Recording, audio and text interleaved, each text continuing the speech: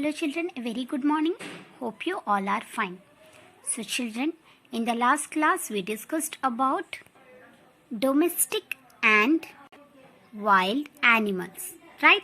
And we have also discussed about different types of birds. Yes or no? So children, today we will discuss about insects. Okay? The spelling is I-N-S-E-C-T-S, insects. Okay. Have you seen insects around you? Yes, insects are everywhere. Right? What are insects? Yes. So here you can see some pictures are there like housefly, butterfly, ant, cockroach, okay? Mosquito, grasshopper. These all are coming under your insects, children. Okay? Now here you can see, hey, who is flying around the flower? You can see here. Can you tell me what is this? Yes, that is a butterfly. The butterfly is an insect, children. Okay, so what you mean by insect is, this is also one part of the animal kingdom and these are very small animals. Okay, these are, and we can see them everywhere. Yes or no? Yes. Now, whatever the insects we find, examples are what? Here you can see that is the housefly. Housefly, housefly, right? I hope all of you have seen the housefly. Yes or no?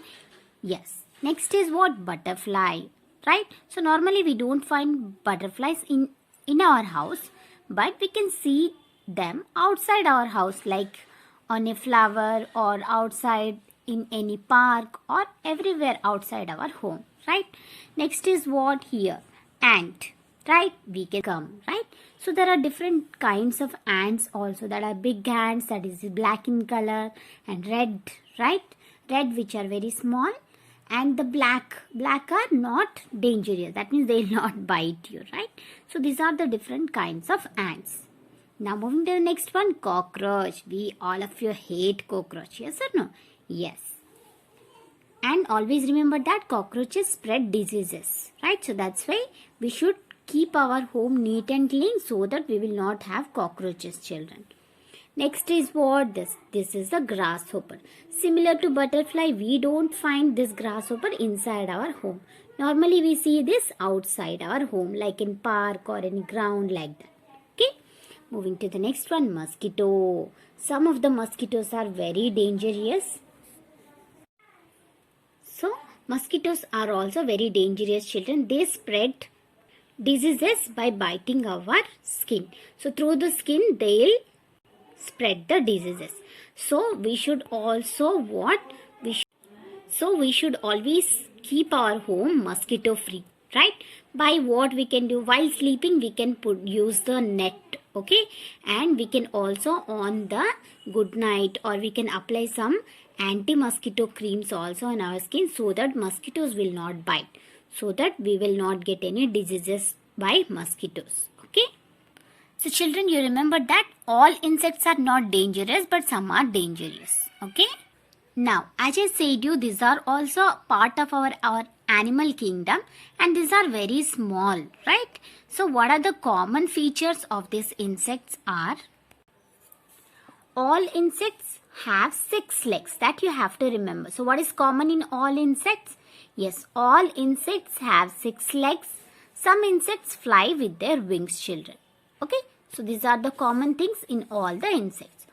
So hope you understood about insects. So housefly, butterfly, ant, cockroach, okay, grasshopper, mosquito, these all are what? These all are insects.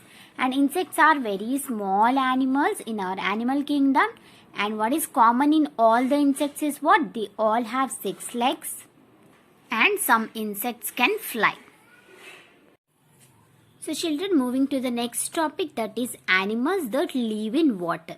Okay, can you tell me some animals that live in water?